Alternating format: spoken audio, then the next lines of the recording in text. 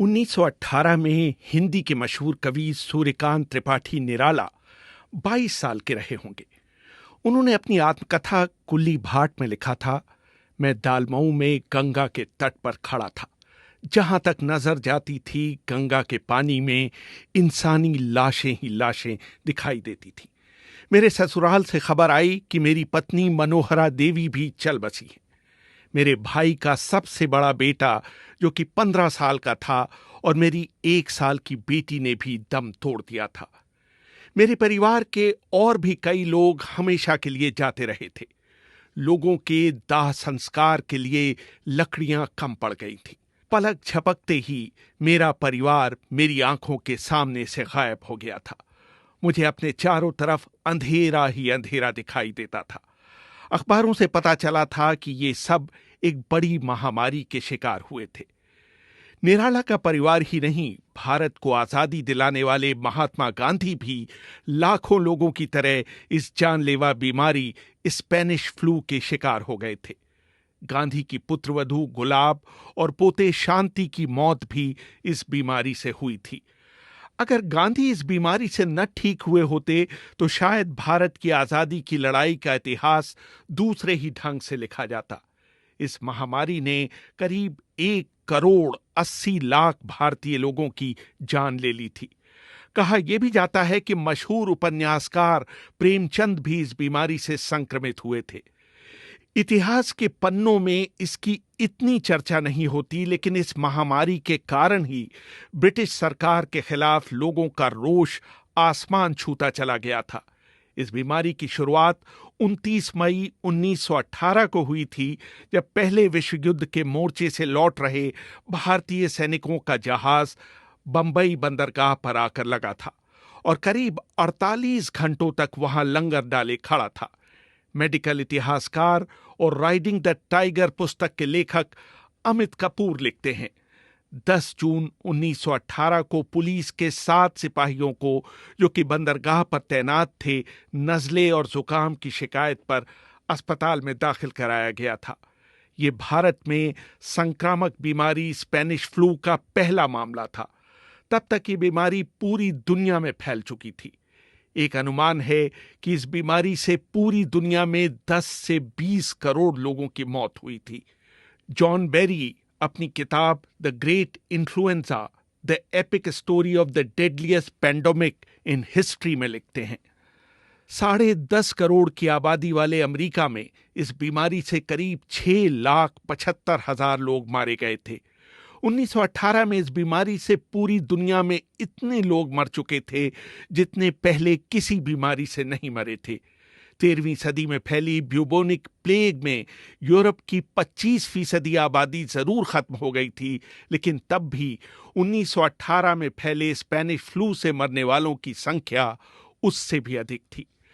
John berry आगे लिखते हैं, 1918 की महामारी में 24 हफ्तों में जितने लोग मारे गए थे उतने एड्स से 24 सालों में नहीं मरे हैं।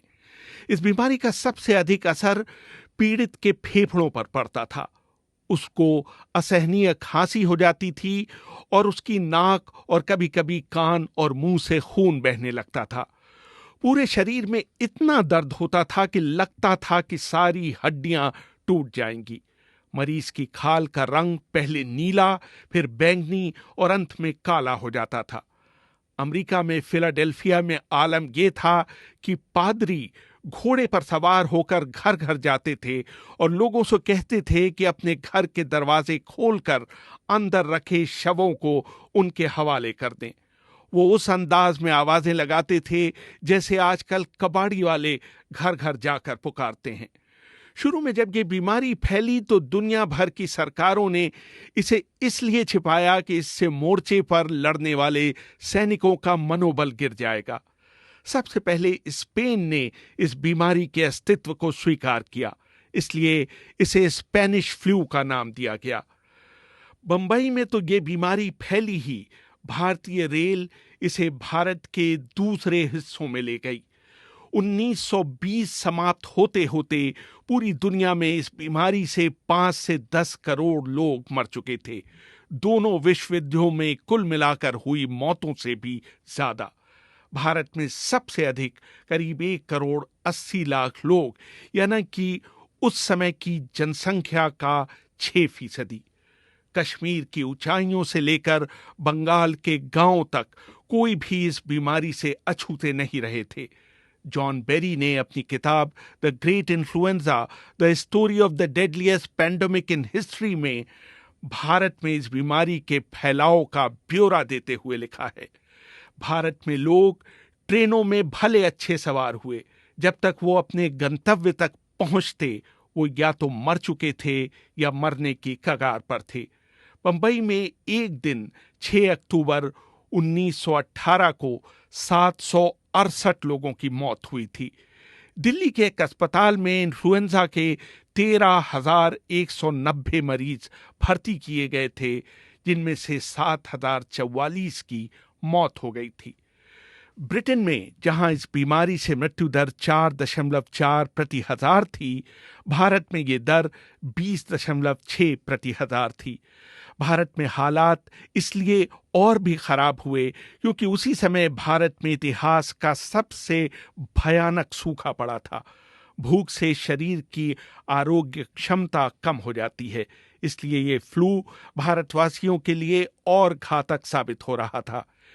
एक और ध्यान देने योग्य बात यह थी कि पूरे देश में पुरुषों की तुलना में औरतें इस बीमारी से अधिक मर रही थीं। शायद इसका कारण ये रहा हो कि महिलाओं को भारतीय समाज में पुरुषों की तुलना में कम खाने को मिलता हो। दूसरे, औरतें ही बीमारियों की तीमारदारी कर रही थीं, इसलिए उनको ये बीमारी जल्दी पकड़ रही थी। भारत के 120 साल के आर्थिक इतिहास में 1918 का साल सबसे बुरा साल था। भारत की विकास दर 0 से कहीं नीचे -10.8% चली गई और मुद्रास्फीति ने पिछले सारे रिकॉर्ड तोड़ दिए।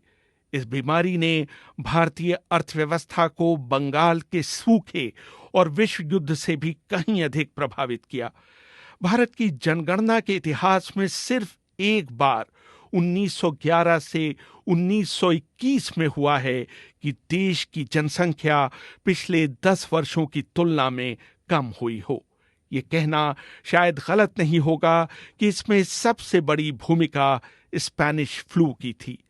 मार्च 1920 आते आते इस बीमारी पर नियंत्रण पा लिया गया था। रेहान फजल, BBC, दिल्ली।